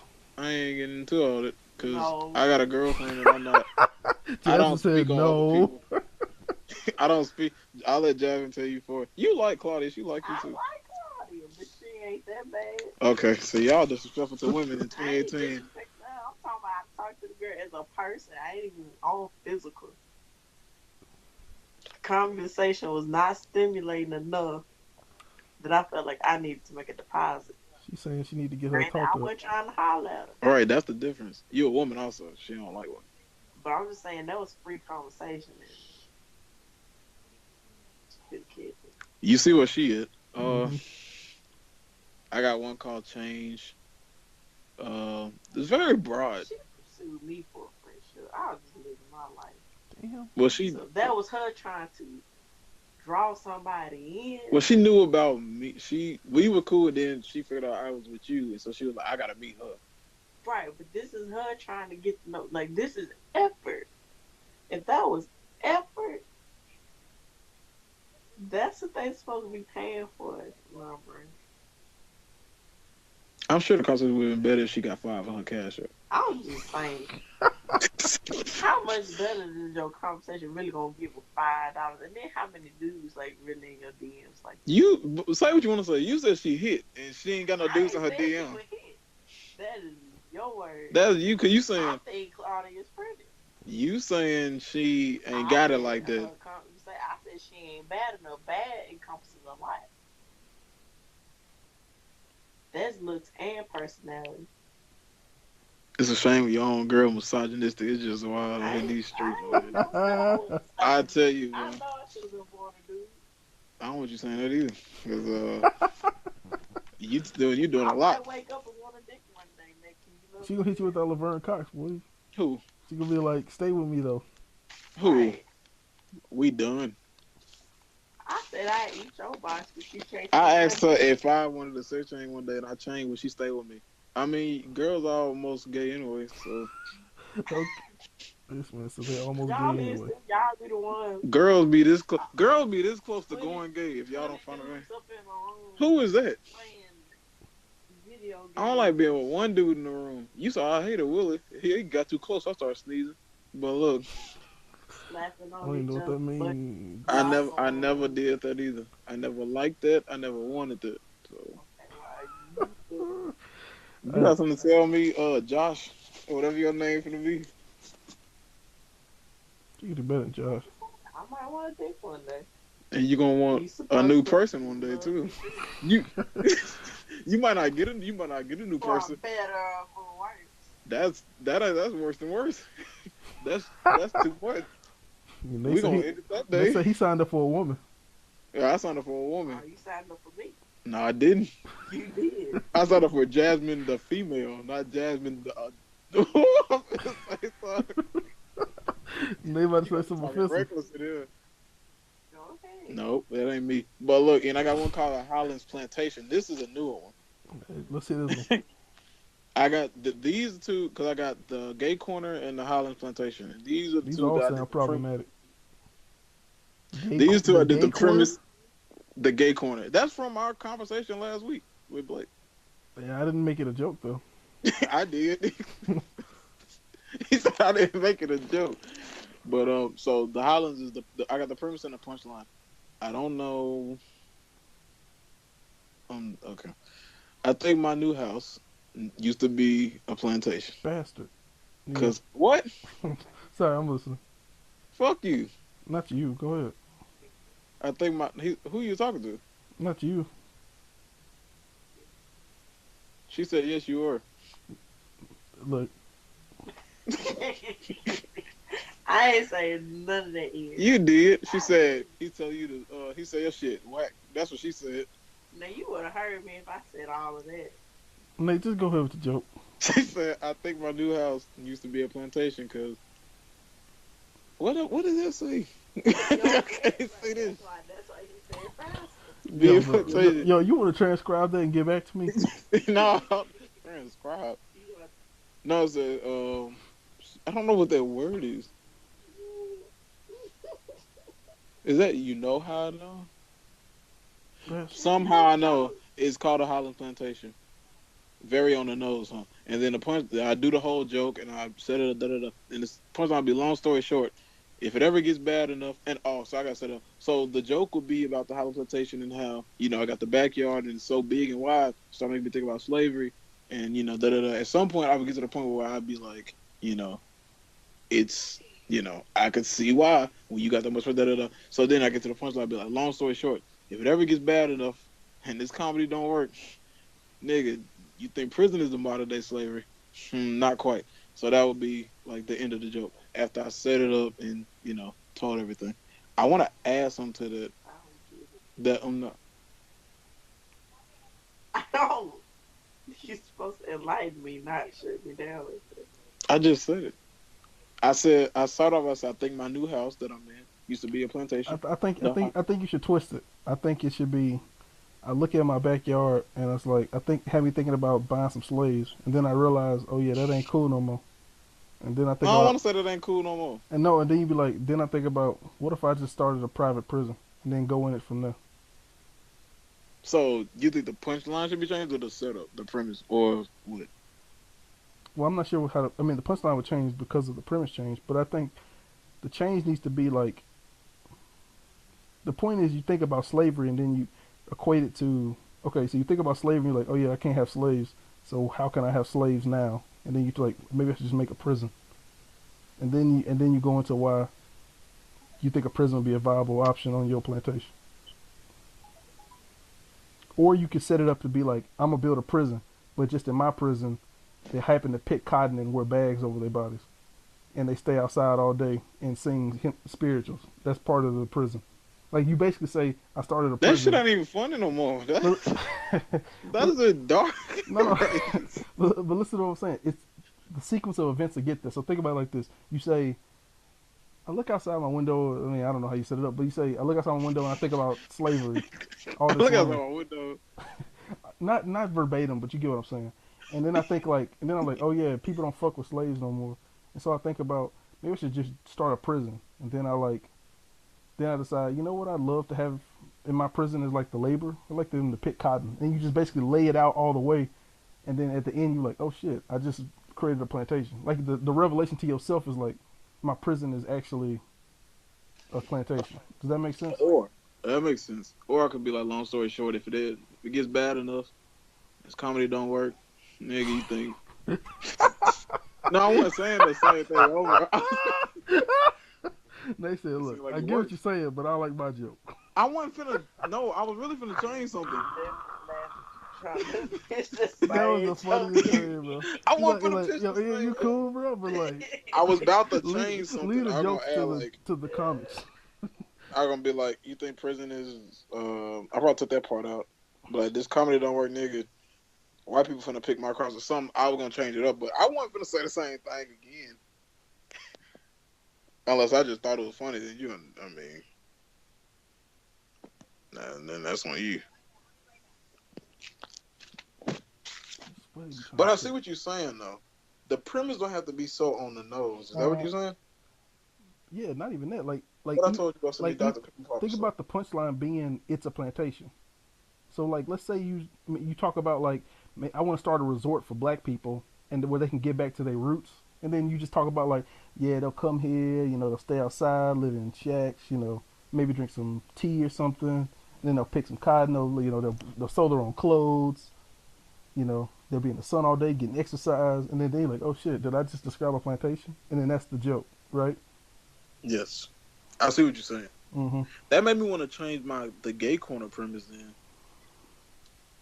because I see what you're saying, and that actually is better. Is that door locked? Is that it, Nate? Are we done? No. Yeah, let's get one more joke in. Why? Cause I'm trying to get. It's late, and I got some new. Talk about all your shit. I got You some. don't talk I got about- some new comics in the mail today that I really want to get started You on. got some reading comments. You 24. Oh, how Ain't would nothing I? wrong with comments. I got a new Lock and Key book, Nate. They just released all the special editions in one trade. I'm excited. You the trashiest person I know. This is the only Lock and Key book I don't got, and it's beautiful, brand new. I love it. Okay, I got a punchline for the joke. I don't want to say the premise because I don't like it anymore. But the punchline is, and I mean it's simple. Why call it the gay corner? Because the closet just wouldn't do it. He was acting out, so we threw his ass in the gay corner. And That's very far cry from what we was talking about. yeah, that's the punchline. That's the end of the joke. No, you gotta have more than that.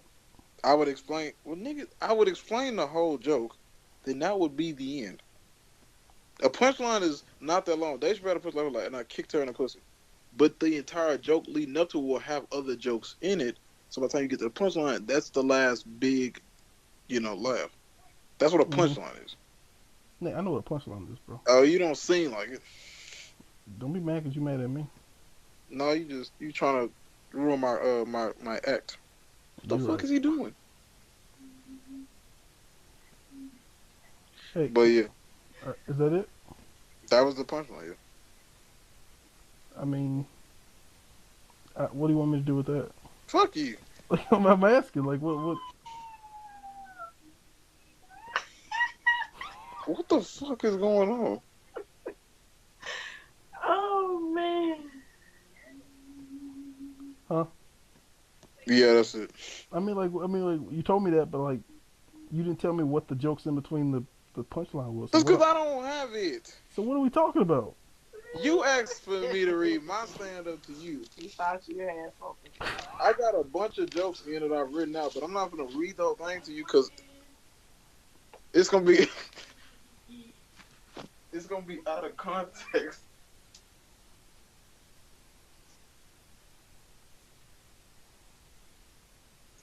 Hey, hey Nate, where Josh at?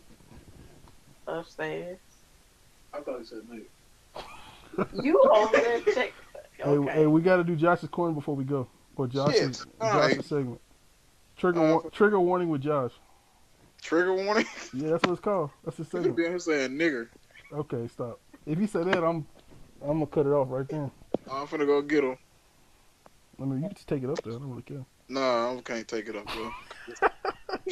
We ain't the only ones in this house. So I'm gonna let you stay with Jasmine, and I'm gonna go get Josh. That's what's up.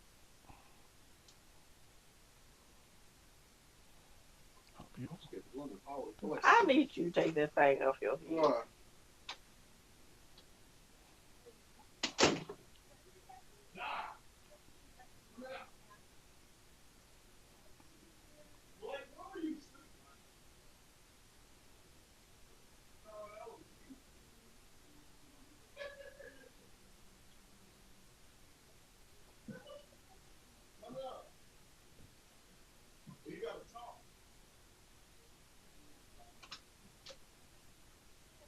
He said I just put a chow in. It ain't that big. Are you drunk? Oh. I had no beer. Okay. What can I do? Your part of the podcast is called Trigger Warning. And it fits because you got a dip in. Because you a good old boy. I don't know. Ian, I got Josh. All right, placeholder. This is a new segment. We got our boy Josh Pruitt in here, longtime friend. Ian, he got a chow in. Ian, you still here? Yeah, I'm here. Okay, so Josh is here. So what's this segment again? Trigger warning with Josh. Trigger warning with Josh. What's up? It wasn't that